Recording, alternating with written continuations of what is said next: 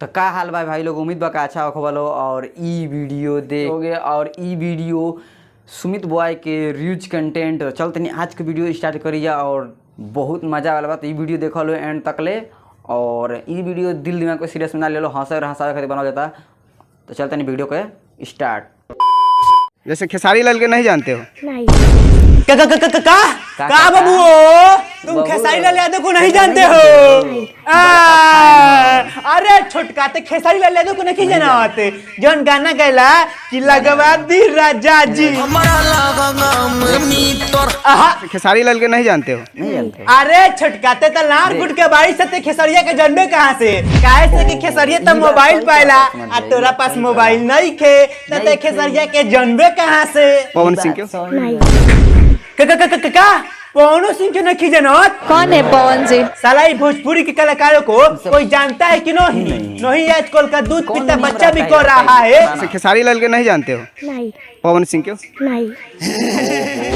तो का हाल बा भाई लोग, हम हैं दुनिया के सबसे बर्बाद इंसान और काल हम बैठल चलाओ तो नहीं मोबाइल कि काल हम बैठल चलाओ तो नहीं मोबाइल। ओकरा बाद मोबाइल में हम देखत रहनी यूट्यूब आ यूट्यूब के होम पेज पर आइल हमरा सामने है वीडियो।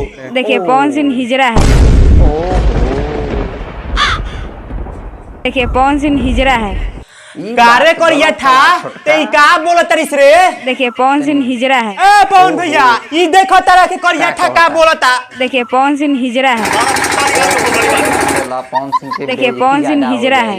क्यों हिजरा है? हाँ, पवन सिंह क्यों हिजरा है ये झाटू रिपोर्टर को जानना जरूरी है। तो अबे नु रिपोर्टर साहब पूछता रह क्यों हिजरा है?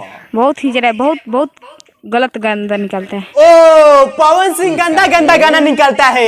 अच्छा बाबू ये बताओ अवरी क्या करता है पवन सिंह? पवन सिंह तो गाना चोरी करते हैं। अरे साला कोरिया था, पवन सिंह गाना चोरी कर नहीं गाते हैं। खेसारी लाल यादव गाना चोरी कर गाते हैं। ये सब झूठ है। अच्छा ये सब झूठ है। पवन सिंह तो गाना चोरी करते हैं। सार तू नहीं करियट, अभी तू कुछ जानला ना अब बोलत रह। ए रिपोर्टर साहेब रउआ करियठा से कही कि दुनिया कहेला कि खेसारी लाल यादव ही गाना चोरी को गाते हैं। खेसारी लाल को जैसे कि सब बोलते हैं कि गाना चोर है, तो इस विषय में आप क्या कहना चाहते हैं? कोई चोरी नहीं है, ये सब गलत दुनिया का कहना है।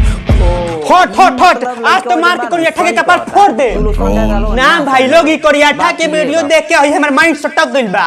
आ ई हवे खेसारी लाल यादव के फैन। जैसे कि खेसारी लाल को आप सबसे बड़ा फैन हो नहीं जी? ओही से करता खेसारी लाल यादव के बड़ाई। खेसारी लाल सबसे गंदे गाना गाते थे, इस विषय में आप क्या कहना चाहते हैं पब्लिक? एक विषय में करना चाहते हैं हम, खेसारी लाल कोई अथी नहीं है गाना निकलते हैं। हाँ हमारे करियाठा भैया का कहना है कि खेसारी लाल यादव कोई गंदा गाना नहीं गाते हैं।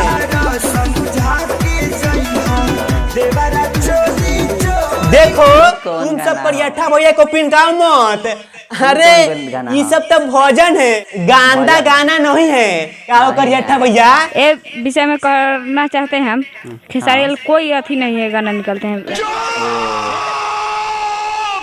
तो भाई लोग ई रहल हमार ऑफिस और भाई लोग हम जहाँ रहे नीनू वहाँ पर लाइन के सब्सक्राइब कर लोग और हम मिलते हैं फिर नेक्स्ट वीडियो में। तब तक के लिए नमस्कार, प्रणाम, बाय बाय। ठीक बा भाई लोग वीडियो पसंद लागल होई तो लाइक कर लो और हमारे चैनल पर नया तो चैनल को सब्सक्राइब कर लो और चलते नेक्स्ट वीडियो मिले तो खातिर बाय।